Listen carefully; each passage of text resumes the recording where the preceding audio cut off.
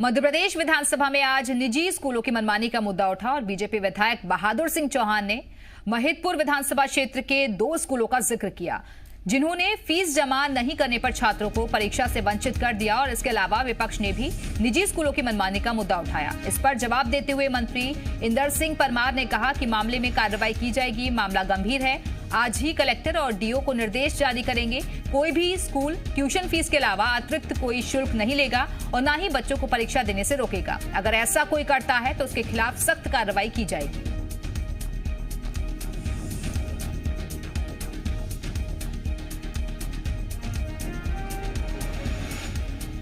तो मध्य प्रदेश विधानसभा में आज निजी स्कूलों की मनमानी का मुद्दा उठाया गया। इस दौरान बीजेपी विधायक बहादुर सिंह चौहान ने महिदपुर विधानसभा क्षेत्र के 2 स्कूलों का जिक्र किया, जहां फीस जमा नहीं करने पर छात्रों को परीक्षा से वंचित कर दिया गया था। इस मामले को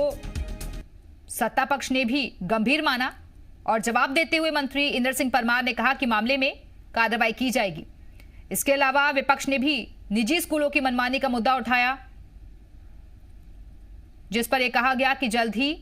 जांच करवाई जाएगी और अगर कोई भी स्कूल ऐसा करता है तो उसके खिलाफ एक्शन भी होगा। तो बजट सत्र चल रहा है, ऐसे में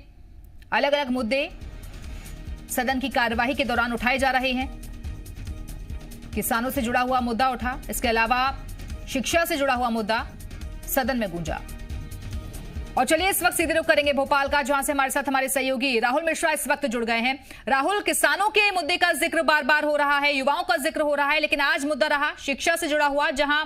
फीस बढ़ोतरी की बारे में कहा गया कि मनमानी फीस वसूली जाती है, जिसको लेकर सत्ता पक्ष भी गंभीर नजर आया।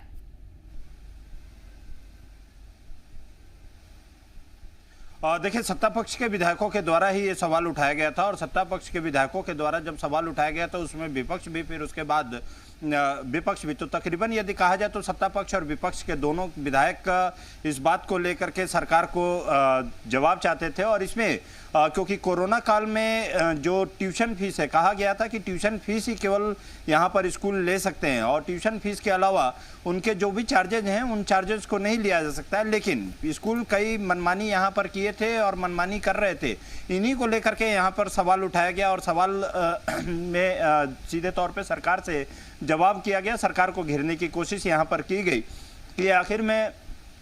स्कूल कैसे ये ट्यूशन फीस के अलावा बाकी के ये सारे के सारे फीस कैसे ये ले रहा है, इन सभी चीज़ों के बारे में यहाँ पर किया गया था। तो स्कूल की जो फीसों की बढ़ोतरी है और जो प्राइवेट स्कूल के मनमाने रवैये हैं, उन रवैयों को ही लेकर के यहाँ पर सवाल पूछा गया। सवाल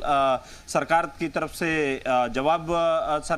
भी दिया गया, सरकार की तरफ से जवाब भी दिया गया, लेकिन विपक्ष और सत्ता पक्ष के विधायक इसके ऊपर काफ़ी हमलावर दिखाई दिए और सरकार को घेरने की हर मुमकिन उनकी कोशिश रही थी। और इससे जवाब भी कि आखिर में ये फीस बढ़ोतरी कैसे हो रही है और कैसे जब यहाँ पर ट्यूशन फीस ही केवल लेने के लिए बात यहाँ पर की जा रही है, तो आखिर में ट्यूशन फीस के अलावा बाकी के फीस कैसे इसमें साथ में इंक्लूड किए जा रहे हैं, कैसे लिए जा रहे हैं। बिल्कुल राहुल, और देखिए कल बजट भी पेश होना है, ऐसे में शिक्षा के क्षेत्र में भी बड़ी उम्मीदें नजर आ रही हैं, लोग आकांक्षाएं रखे हुए हैं, उम्मीदें रखे हुए हैं, बड़ा ऐलान सरकार की तरफ से किया जा सकता है इसको लेकर भी।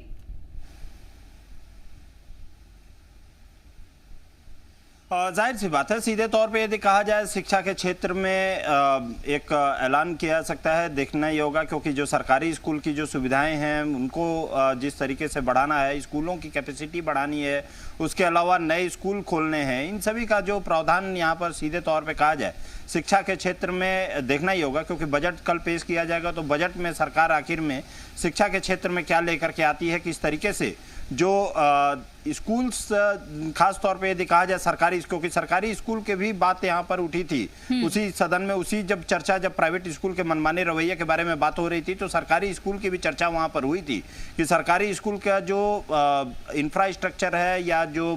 पूरी तरीके से यदि कहा जाए सरकारी स्कूल हैं उनका कहीं रख रखाव या उनका जो इंफ्रास्ट्रक्चर है उस लेवल का नहीं होता है। तो देखना ये होगा कि सरकार आखिर में किस तरीके से शिक्षा को आगे बढ़ाने के लिए बजट में क्या प्रावधान यहाँ पर रखती है और किस तरीके से आगे बढ़ती है, ये सारी चीजें देखनी होगी सरकार की तरफ से आखिर में क्या क्या यहाँ पर जवाब आता है। बिल्कुल राहुल, और देखिए जब सदन के भीतर ये मुद्दा उठा तो उस दौरान ही मंत्री की तरफ से कहा गया कि इसको लेकर जांच करवाई जाएगी और डीओ और जो कलेक्टर है उनको निर्देश भी जारी कर दिए गए हैं। लेकिन सवाल ये उठता है कि आखिरकार निजी स्कूलों की जो मनमानी है इस पर विराम कब तक लग पाएगा?